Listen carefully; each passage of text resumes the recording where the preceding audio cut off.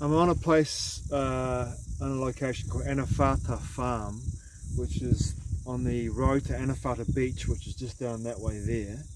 And over here, across the horizon here, is the Waitakere Ranges, the forest that leads over towards Muriwai Beach, which is over that way, over there.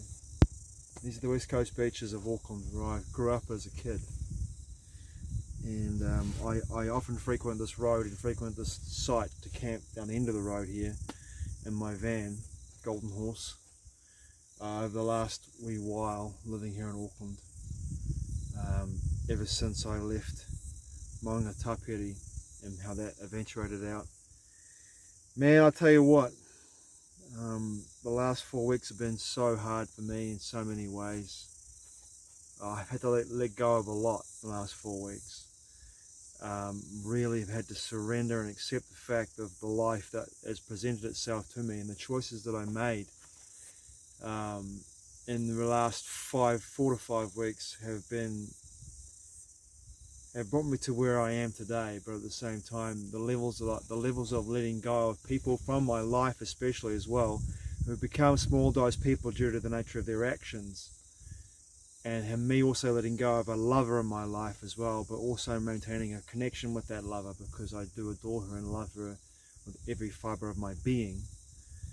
But also realizing that what she wants and what I want, there's a meeting of the body, of mind, body and spirit on some level, but there's also for her there's the desire to create something more, and her desire to bring me into a deeper connection with her, which I'm not available for due to the nature of my feeling of the last 3 weeks, what's happened to me. And I don't want to keep the story alive, but what happened to me was I made a choice 4 weeks ago now to, rather than staying in Auckland, to do a contract in Auckland, which would have paid basically my travel for at least 4 to 5 months through Southeast Asia, or maybe through Central or South America. I decided to go up north to Maunga Tapiri, which is about 15 minutes southwest of Whangarei, to do a job up there. I don't know if you can just barely see my face. It's quite, let me get this hat on my head to try and get this out of my face, off my body. But and I went to Maunga Tapiri because one of my friends gave me the assurance that to go up there to start this job, with my crew coming out from various parts of the country to help me paint this house. And what happened was I went up there under the assurance that everything was fine in regards to the contract I was going to start. It was a $45,000 contract, $46,000 actually. And I went up there and started the job, and within 2 weeks of me starting the job, the contract was broken and breached due to the nature of the discordance between the two people living on the land there, the two partners, he and she. And it left me in a position where I had nothing. I lost the contract in Auckland. The contract in Maunga Tapiri was pushed back potentially 6 to 8 weeks, but how can you trust someone who's lied to you 3 times? And I can't trust them. And therefore I was left unhinged. I was left in a place I felt unhinged, I felt ungrounded, I felt unsupported, and that broke me. It fucking broke me, because I knew that this was the time and this was the energy I was putting into this contract and the trust I put in this individual, this friend, instead of the business that I could have actually moved into here in Auckland, done this job in Auckland and made $15,800 cash. I went up north to work for a friend who pulled the rug out from underneath me. As a consequence of that, I've got nothing, and now I'm just in this place of deep trust. It broke me. It broke me on so many levels. My body went into full shock. My knee blew out, my right knee blew out, forward momentum. My lower back went into incredibly painful spasms when I got up there to get my gear off the property. I had a massive seizure of lack of support, because I was told by the people living on the property no one was going to be there when I went there to get my gear. And they were all there. They lied to me 3 times.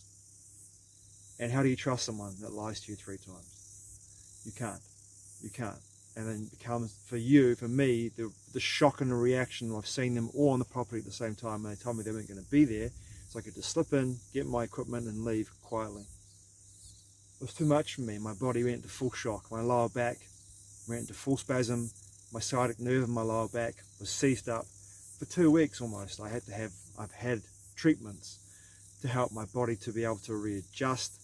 I've had to forgive them on an emotional level, forgive myself for putting myself in that situation in the first place, and forgive myself for making these decisions around trusting someone who was untrustworthy in the first place.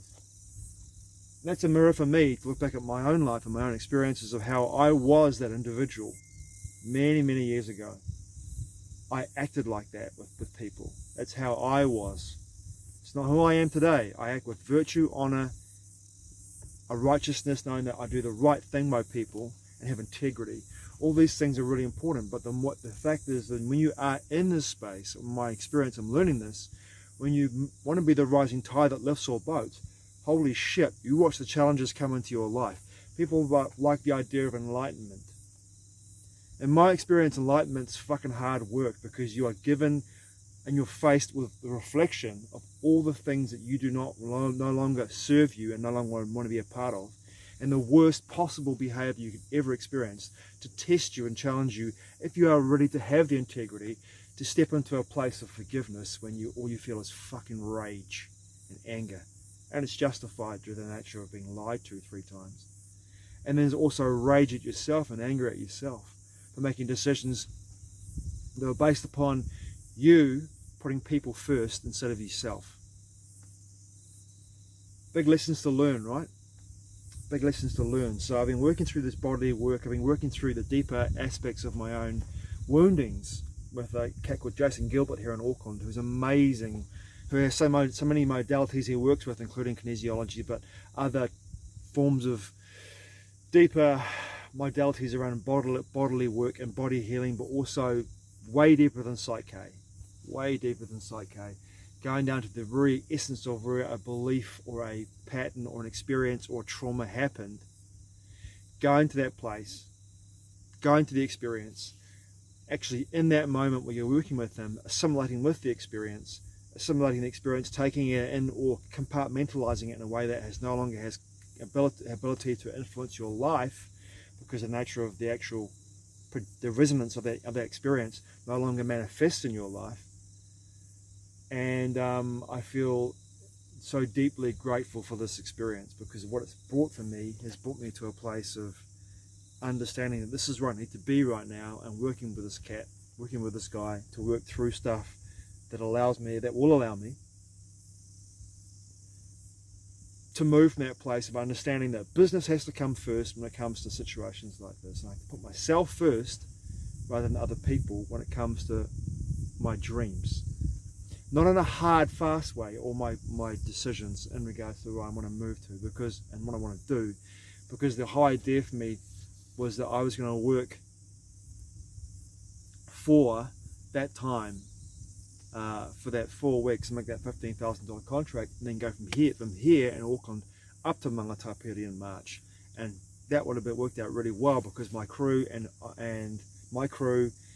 I would be ready to go up there and then start the job, nail it, and by then I would have made myself about $40,000 New Zealand, which would allow me to travel for the next 6 to 8 months around the world, and which is exactly what I wanted to do in order to fulfill that which I felt for, since my closest friend of 5 years died last year in October, which is why what I call the Jeff Kendall experience, which is basically traveling to locations and places, and then traveling with Jeff, taking a picture of my friend Jeff, a photograph of my friend Jeff, with me wherever I go when I'm traveling.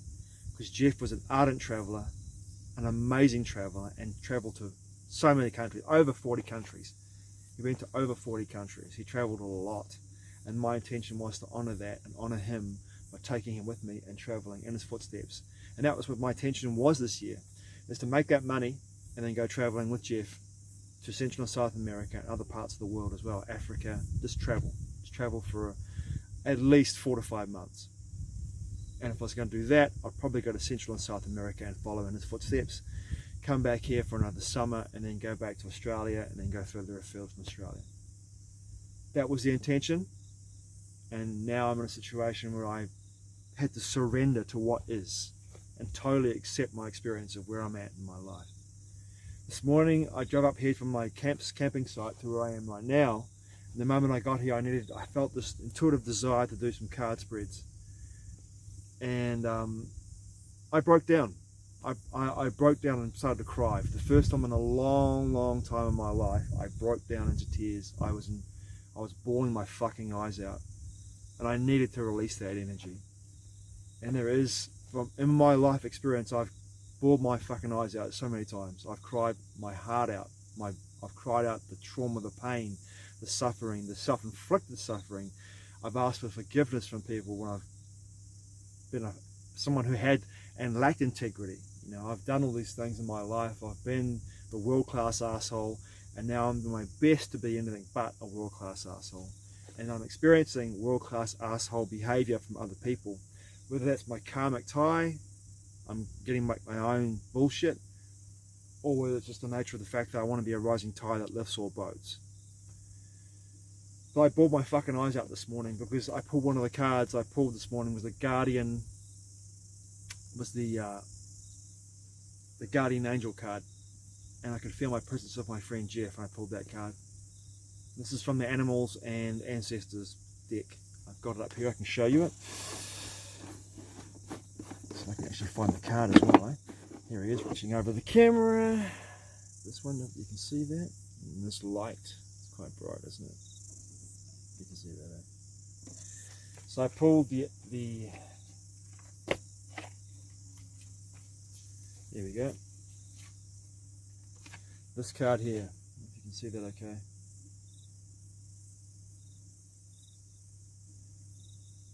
The Guardian Angel card. And I burst into tears because it says, "You are not alone." I burst into tears because I felt the presence of my friend Jeff with me in that moment. I looked out over this vista here, and my teary-eyed bawling, I told him how much I missed him, how much I was grateful for him to be in my life, and what it meant to me to have him in my life in this moment. I need his strength, I need his courage, I need his determination, I need his love and support as I go through my own journey with what's going on in my life. Because I'm beginning to feel like I now beginning to feel a little bit more supported in my life in some way. But there is a sense of like there's a completion happening here. There's something happening that's beyond my ability to see. I have to zoom out to get macro from the micro to be able to see what the hell's going on here. And I have to have that patience and that softness. And rather than boosting off into Auckland City today, I just thought I'd stay out here for a little bit in the Anawhātua region and just chill out, read a book, chill out, let the vista imbue me with this beauty and natural wonder, and just feel into the spaciousness I have here. I'm not sure if I'll go into the city today, I don't know, I'll see how I feel. But what my life has been turned upside down, you know, all my plans around the nature of my travel situation turned completely gone. As they say, God laughs at your plans. And there's a bigger picture going on here, there's something else going on that's deeply resonant with me and the feeling of working through what I'm working through with Jason Gilbert in regards to my own trauma, in regards to my body work, in regards to what I'm feeling, in regards to deeper awareness and knowledge around the nature of why I'm here to work with a guy like Jason Gilbert. Thank you, Cassie, for bringing Jason into my life. Yeah, it's pretty gnarly, man.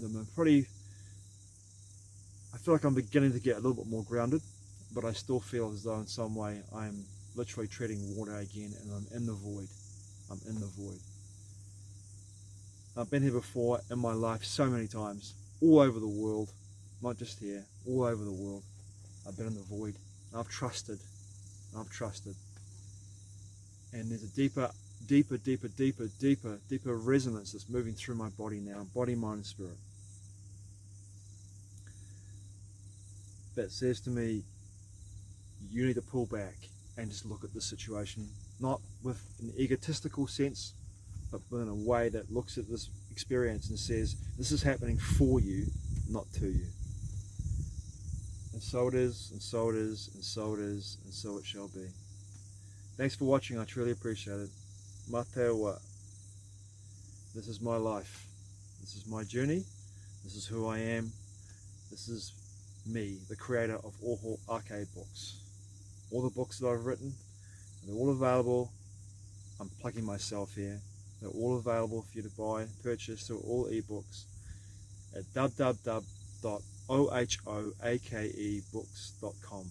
That's the first time in 3 years I've ever plugged my books on here. Thanks for watching. Ciao.